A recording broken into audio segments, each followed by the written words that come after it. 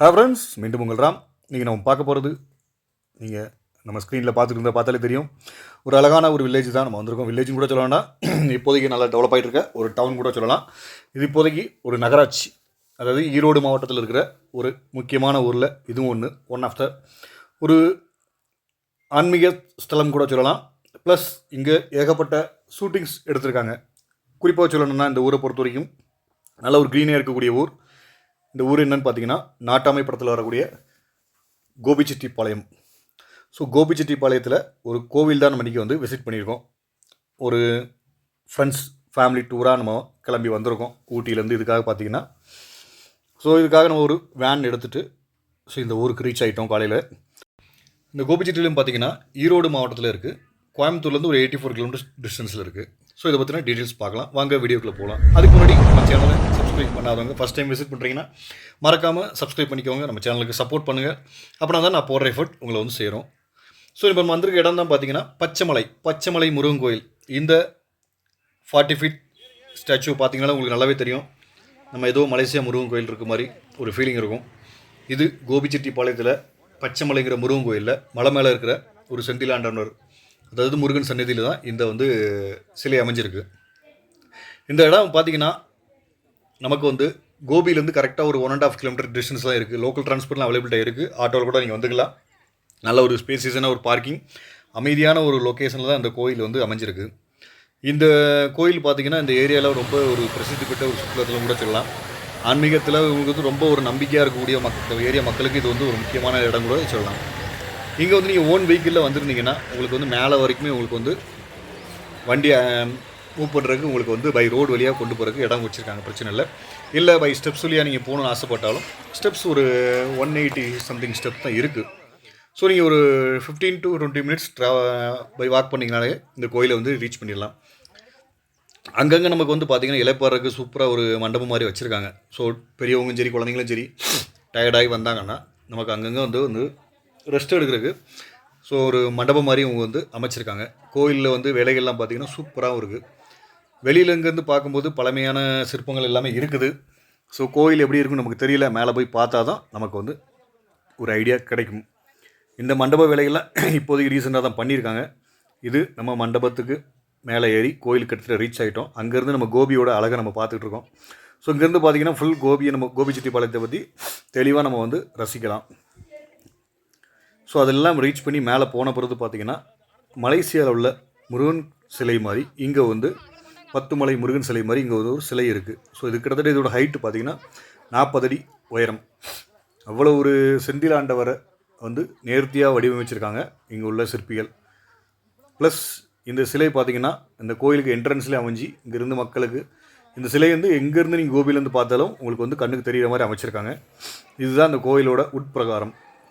வெளியில் தான் கோயில் பார்க்க அவ்வளோ பழமையாக இருந்தாலும் உள்ளே வந்து பார்த்திங்கன்னா வேலைப்பாடுகள்லாம் சூப்பராக பண்ணியிருக்காங்க. இப்போதைக்கு ரீசெண்டாக தான் கிட்டத்தட்ட 2002 சம்திங் 2000 தான் ரெனோவேஷன் பண்ணியிருக்காங்க இந்த கோயிலை. இந்த கோயில் கரெக்டாக எங்கே லொக்கேட் ஆகிருக்குன்னு பார்த்தீங்கன்னா கோபிச்செட்டிப்பாளையத்தில் மொடச்சூர்னு ஒரு இடத்துல தான் லொக்கேட் ஆகிருக்கு. இந்த கோயிலோட பேர், இந்த மலை வீட்டிற்கு இந்த மலையோட பேர் பச்சைமலைனா இங்கே உள்ள க்ரீனி லொக்கேஷனுக்காண்டி குறிப்பிட்டிருக்காங்கன்னு மட்டும் நினைக்காதீங்க. இந்த மூலவர் சன்னதிக்கு நேராக ஆப்போசிட்டில் ஒரு நீரூற்று இருந்துகிட்டே இருந்திருக்கு. அந்த காலத்துலேயும் சரி இப்போவும் ரீசெண்டாகவும் சரி எவ்வளோ தண்ணீர் பஞ்சம் வந்தாலும் இந்த ஒரு நீரூட்டில் மட்டும் தண்ணீர் வந்து கிணத்துல வற்றாமல் இருந்துகிட்டே இருக்கும்போது தான் இதை வந்து பச்சை மலைன்னு சொல்லிட்டு உருவாக்கியிருக்காங்க இந்த கோயிலை. ஸோ அன்னைக்கு இருக்கிறவங்க கஷ்டப்பட்டு உருவாக்கின கோயிலை இன்றைக்கி வந்து தமிழ்நாடு அறநிலையத்துறை வந்து நல்லா மெயின்டைன் பண்ணிகிட்டு இருக்காங்க. கோயிலோட பிரகாரம் பார்த்திங்கன்னா நல்ல பிரம்மாண்டமாகவும் இருக்குது, நல்ல ஒரு விஸ்தாரமாகவும் இருக்குது. நீங்கள் வந்து உங்களோட ஓன் வெஹிக்கிளில் வந்தால் பார்க்கிங்லாம் எந்த ஒரு பிரச்சனையும் கிடையாது.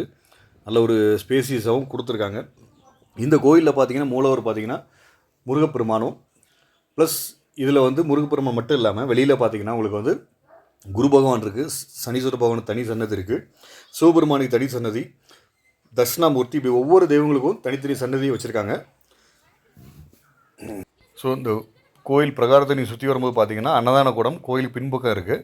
ஸோ இது தமிழ்நாடு கவர்மெண்ட்டால் அறநிலையத்துறையால் நடத்துகிற அன்னதான கூடம். ஸோ தினமும் எவ்வளோ பேர் வந்தாலும் இவங்களுக்கு அன்னதானம் வந்து இவங்க வந்து ப்ரொவைட் பண்ணியிருக்காங்க. அது உள்ள ஹால் தான் நீங்கள் பார்த்துட்ருக்கீங்க. ப்ளஸ் இவங்க வந்து ஒரு கோசாலையும் வந்து மெயின்டைன் பண்ணிட்டு இருக்காங்க. கிட்டத்தட்ட 40-50க்கு மேலே ஒரு பசுக்களை வந்து இவங்க வந்து நல்ல ஒரு சூப்பராக ஆரோக்கியமாக மெயின்டைன் பண்ணிகிட்டு இருக்காங்க. இது கோயிலுக்கு இந்த பக்கம் இதில் வழியாக தான் நீங்கள் வந்து கார் பை ஓன் வெஹிக்கிள் வரும்போது உங்களுக்கு வந்து மேலே அலோவ் பண்ணுவாங்க. நாங்கள் வந்து பெரிய வெஹிக்கிள்னா அன்னைக்கு வந்து சம்டைம் மழை பெஞ்சு மண் சரிவு ஏற்பட்டதுனால எங்களோட பெரிய வெஹிக்கிள் அலோவ் பண்ணல. பட் காரு பைக் எல்லாமே இங்கே வந்து அலோவ் பண்ணியிருக்காங்க. நாங்கள் வந்தது பெரிய வேன், ஸோ அதனால் எங்களை வந்து மேலே அலோவ் பண்ணல. நாங்கள் வந்து பை வாக்கிலே வந்து மேலே வந்து ரீச் ஆகிட்டோம் கோயிலுக்கு. இதுதான் இந்த பக்கம் உள்ள கோபி. நம்ம ஏற்கனவே அந்த பக்கம் ஒரு வியூ காட்டியிருந்தோம். இது இந்த பக்கம் உள்ள வியூ நீங்கள் பார்த்துக்கோங்க. ஸோ இந்த கோயிலில் முக்கியமான விசேஷ நாட்கள் எதுன்னு பார்த்தீங்கன்னா வைகாசி விசாகம், முருகனுக்கு உகந்த நாட்கள் எல்லாமே முக்கியமான விசேஷ நாட்கள் தான். அதுவும் முக்கியமானது பார்த்திங்கன்னா பங்குனி உத்திரம், வைகாசி விசாகம் ப்ளஸ் தைப்பூசம், கந்தசஷ்டி, இந்த மாதிரி எல்லா விசேஷ நாட்களும் இங்கே வந்து சிறப்பு பூஜை நடக்கு. ப்ளஸ் இங்கே ஒரு சிறப்பு ஆராதனை நடந்துகிட்டு இருக்குது. அந்த ஆராதனையில் நீங்கள் வந்து ஃபுல்லாக கலந்துக்கிட்டு கடைசியாக நீங்கள் வந்து மனமுருகி முருகனை வேணுனீங்கன்னா நீங்கள் நினச்ச காரியம் நடக்குதுன்னு சொல்லி இங்கே உள்ள லோக்கல் பீப்புள் அவங்களோட நம்பிக்கையாக இருக்குது. ஸோ நீங்களும் இந்த முருகனோட ஆசையை பயனடைன்னு நினச்சிங்கன்னா எங்கே இருந்தாலும் ஈரோடு மாவட்டத்தில் எல்லாம் கோபிச்செட்டிப்பாளையத்தை ரீச் ஆகுங்க. அங்கேருந்து லோக்கல் டிரான்ஸ்போர்ட் மூலிமா இந்த பச்சைமலை முருகன் கோயில் வந்து தரிசனம் பெறுங்க. இந்த கோயில் பக்கத்துலேயே பார்த்தீங்கன்னா பவளமலை இன்னொரு கோயில் இருக்குது. ஸோ அதுவும் ஒரு பிரசித்தி பெற்ற ஒரு முருகன் கோயில் தான்.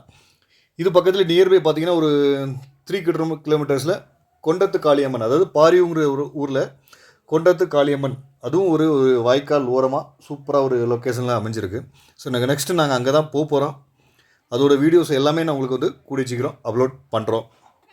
ஸோ இந்த வீடியோ பிடிச்சிருந்துன்னா மறக்காமல் நம்ம சேனலை சப்ஸ்கிரைப் பண்ணிக்கோங்க. உங்கள் ஃப்ரெண்ட்ஸ் அண்ட் ஃபேமிலிக்கும் நம்ம வீடியோவை ரெஃபர் பண்ணுங்கள். அப்படின்னா தான் நான் போடுற எஃபர்ட் உங்களை வந்து செய்கிறோம். குறிப்பாக பக்கத்தில் இருக்க பெல் பண்ணியும் ஆளுங்கிறத கிளிக் பண்ணிக்கோங்க. Okay friend. ஸோ இவங்களோட தான் எங்களோட ஆன்மீக பயணம் இன்றைக்கி வந்திருக்கோம். ஸோ இவங்களோட ஆசையுடன் அடுத்த வீடியோவில் உங்களை சந்திக்கும் வரை உங்களிடமிருந்து விடைபெறுவது உங்கள் ராம். பாய்.